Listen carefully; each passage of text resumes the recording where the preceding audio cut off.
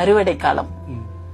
அள்ளுபகல் உழைப்பவள அடிக்க கைய நீட்டாதையா, சீக்கிரமா சமைச்சு தர சிடுசிடுன்னு பேசாதையா, கழுத்த கட்டி தூங்குகிற கண்மணிக்கு ஆதரவா துணி மூட்டை தலையணைய துணையாக சேர்த்து வச்சு உங்களுக்கு முன் எழுந்து உழைப்பவள வையாதையா, கஞ்சி கொஞ்சம் ஊத்திக்கிட்டு கதிரறுக்க போகும்போது கோழி கூட கூவுதில்ல, கொடுமைய நான் என்ன சொல்ல, கொட்டுகிற பணியில குனிஞ்சி அறுக்கையில அடிவயிரும் நடுங்குதையா, ஆரிடத்தில் இதை சொல்ல, புள்ளகுட்டி போதும்னு பண்ணிக்கிட்ட ஆபரேஷன் கதிர அள்ளி போட்டு தூக்கையில முள்ளு போல குத்துதையா, மூச்சு விட திணறுதையா, காலையில போகையில கஞ்சி தண்ணி குடிச்சானோ, பள்ளிக்கூடம் போன மகன் பத்திரமா இருப்பானோ, கண்ணான அவனை எண்ணி கண்ணும் தண்ணி வெடிக்குதையா, களத்துல கட்டுடைத்து கச்சிதமா நெல்லுதிர்த்து காத்து ஒரு நேரம் பார்த்து தூத்தி முடிக்கும் முன்னே கண்ணுல விழுந்த தூச நின்னெடுக்க நேரம் ஏது, கொட்டி குமிஞ்ச நெல்லில் கொடுத்த கூலி வாங்கிக்கிட்டு குறுகலான வரப்பு வழி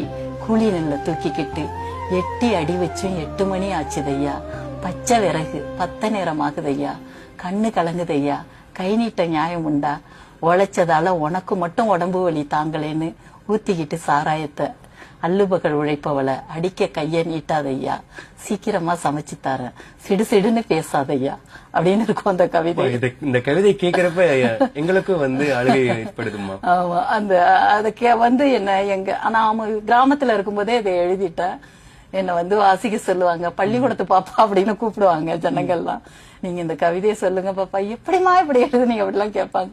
இது ஏதோ கற்பனையோ பொய்யோ இல்ல, அவங்க சொல்ற விஷயங்கள் நான் பார்த்த விஷயங்கள் அப்படிதான். அதனாலதான் அப்பதான் நான் கண்டுபிடிச்சேன் கவிதைக்கு மெய்தான் அழகு,